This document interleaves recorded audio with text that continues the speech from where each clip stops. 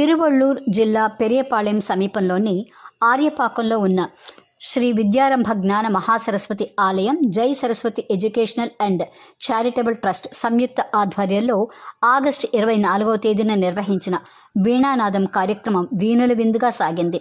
Chennai tea Nagar సర్పిటి Thyagaraya hall వేదికగా జరిగిన ఈ కార్యక్రమానికి సరస్వతి ఆలయ ధర్మకర్త డాక్టర్ పొన్నూరు వెంకట కృష్ణారావు అధ్యక్షత వహించారు.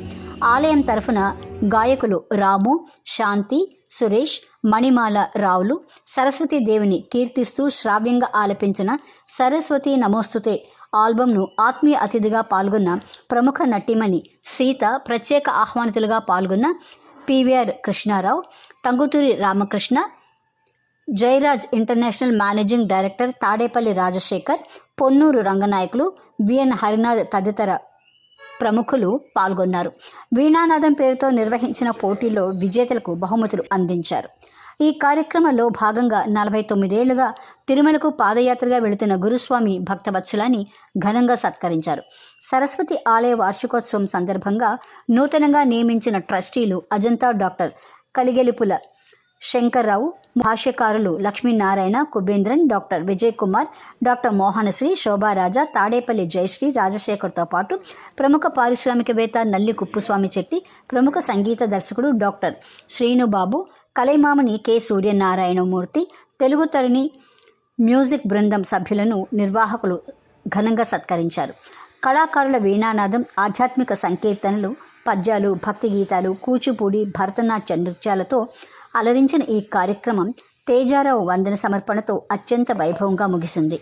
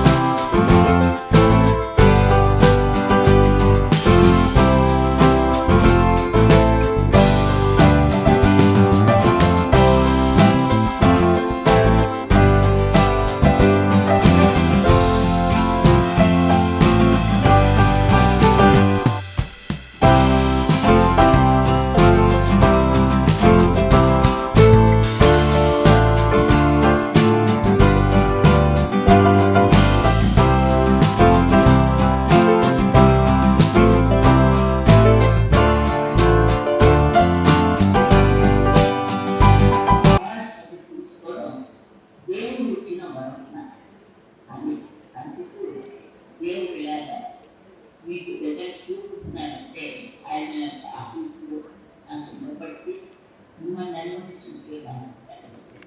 ఇది అవార్డుకి ఒక అందం వచ్చింది. ఫ్రెండ్తో నేను